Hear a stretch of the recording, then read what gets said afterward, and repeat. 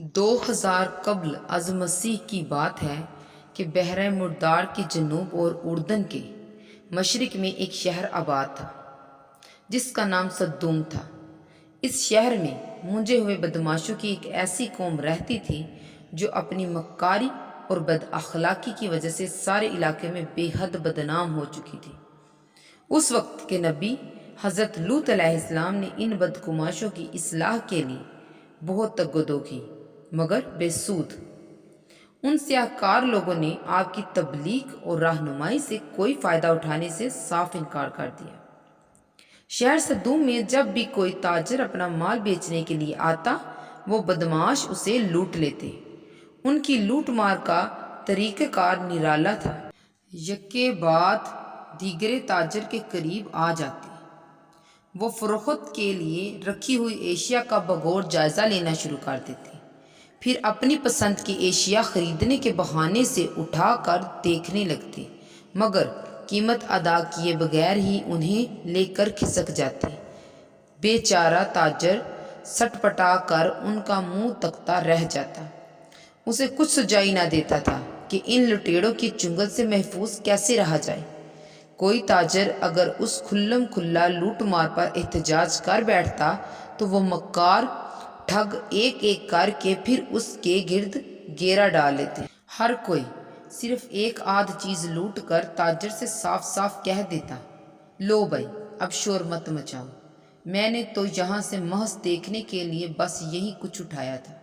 لٹا پٹا تاجر چل کر کہتا، اچھا تو اسے بھی اپنے پاس رکھ لیں۔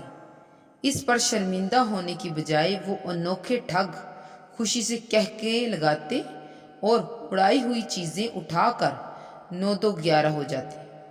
دھوکے فریب اور لوٹ مار کا یہ نرالا طریقہ کار تقریباً ہر اس انجانے تاجر پر استعمال کیا جاتا تھا جو گرد و نواح سے صدوم میں مال بیچنے کے لیے آتا تھا۔ صدوم کے ان بدماشوں کے بارے میں کئی عجیب و غریب کہانیاں مشہور ہیں۔ الیرز ایک بہت شریف نوجوان تھا۔ ایک دفعہ کا ذکر ہے کہ وہ حضرت لوط علیہ السلام کی خیریت دریافت کرنے کے لیے صدوم چلا آیا۔ وہ شہر کے ایک محل سے گزر رہا تھا کہ سامنے سے ایک جاہل نوجوان آ ٹپکا۔ اس نے آتے ہی الیرز کے سر پر ایک پتھر دے مارا۔ الیرز کا چہرہ لہو لہان ہو گیا۔ اس پر اس گنوار صدومی نے الٹا الیرز کا گریبان پکڑ لیا اور کہنے لگا، تمہارا سر میرے پتھر سے سرخ ہو گیا ہے، تمہیں مجھے اس کا مناسب معاوضہ ادا کرنا ہوگا۔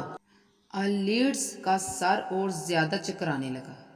اس نے غصے میں چیخ کر کہا، باولی ہوگی ہو کیا؟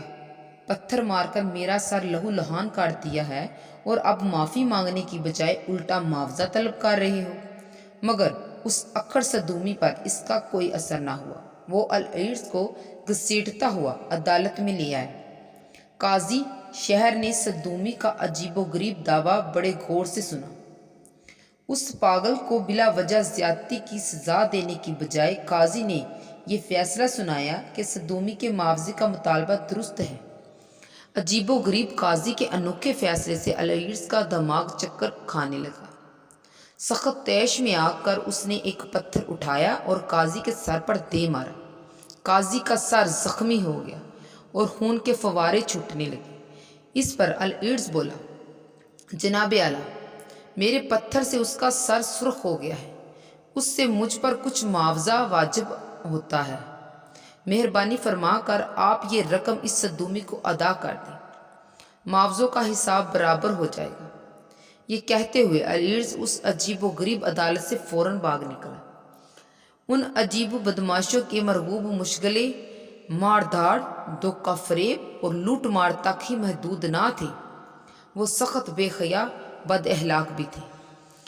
جنس مخالف کی طرف کوئی طبعی میلان محسوس کرنے کی بجائے انہیں صرف اپنے ہی جنس کے افراد میں دلچسپی تھی۔ انگریزی لفظ ساڈومی جس کا مطلب ہم جنسیت ہے، اس شہر کے نام صدوم سے ماخوذ ہے۔ اہل صدوم اس غیر فطری علت کا بہت بری طرح شکار تھے۔ حضرت لوط علیہ السلام ان کے گندے خیالات اور کرتوتوں کی اصلاح کے لیے بڑے جتن کیے۔ انہوں نے ان کے فکر و عمل کو صحت مند سمتوں کی جانب موڑنے کی بہترین کوششیں کی۔ غرض یہ کہ آپ نے ان کی تعلیم و تربیت کے لیے اپنی زندگی بھی وقف کر دی، مگر بدبخت صدومی اپنی ہٹ پر اڑے رہے۔ وہ چاہتے تھے کہ حضرت لوط علیہ السلام ان کے معاملات میں بالکل دخل اندازی نہ کریں۔ جوں جوں وقت گزرتا گیا تو صدومی حضرت لوط علیہ السلام کے زیادہ مخالف ہوتے گئے، حتیٰ کہ ایک روز انہوں نے آپ کو صدوم سے شہر بدر کرنے کی سازش بھی تیار کر لی۔ جب ان بدکرداروں کی اصلاح کی تمام امیدیں خاک میں مل گئیں تو اللہ تعالیٰ نے انہیں تباہ کر دینے کا فیصلہ کر لیا۔ اس فیصلے کی اطلاع کے لیے ایک رات 3 فرشتے خوش شکل نوجوانوں کے روپ میں حضرت لوط علیہ السلام کے پاس پہنچ گئے۔ آپ کو معلوم نہ تھا کہ یہ نوجوان فرشتے ہیں۔ انہیں اجنبی مہمان سمجھ کر آپ ان کی خاطر توازیہ میں مصروف ہو گئے۔ آپ نے ایک عمدہ حضرت لوط علیہ السلام متفکر ہوئے۔ آپ نے سمجھا کہ مہمان کھانے سے کترا رہے ہیں کہ بچڑا ذبح کیا اور کھانا تیار کر کے مہمانوں کے سامنے رکھ دیا۔ فرشتوں نے کھانے میں تعمیل کیا۔ اس پر شاید ان کی شایان شان خاطر توازیہ نہیں ہوئی۔ حضرت لوط علیہ السلام کو پریشان دیکھ کر فرشتوں نے ان پر اپنی اصلیت ظاہر کر دی۔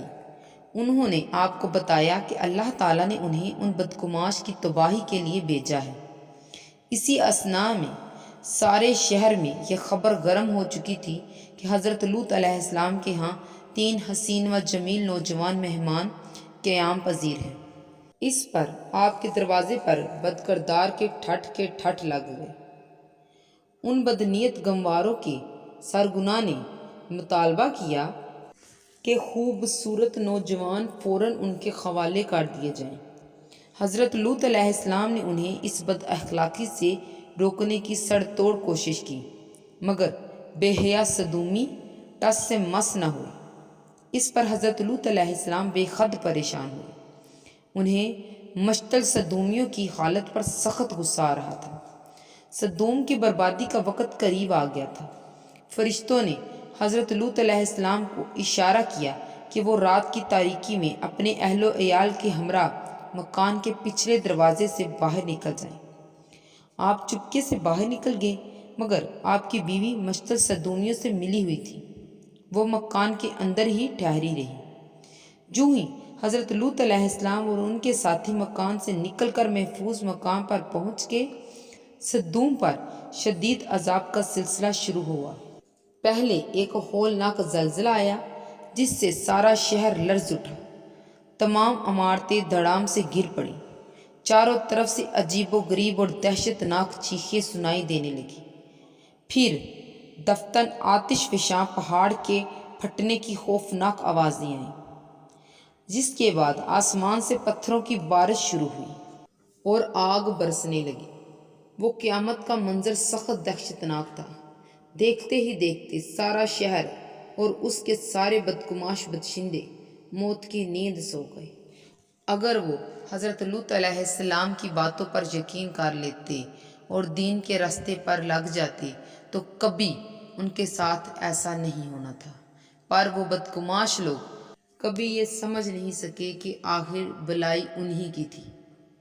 اللہ تعالی ہمیں اور آپ سب ہدایت عطا فرمائے اور نیکی کے راستے پر چلنے کی توفیق عطا فرمائے۔ اگر آپ کو ہماری یہ ویڈیو پسند آئی ہو تو لائک اور سبسکرائب کرنا نہ بھولیے گا اور بیل آئیکن کے بٹن کو بھی دبا دیں تاکہ ہماری آنے والی ویڈیو مزید آپ تک پہنچ سکے۔ جزاک اللہ خیر، دعاؤں میں یاد رکھیے گا۔ اللہ حافظ۔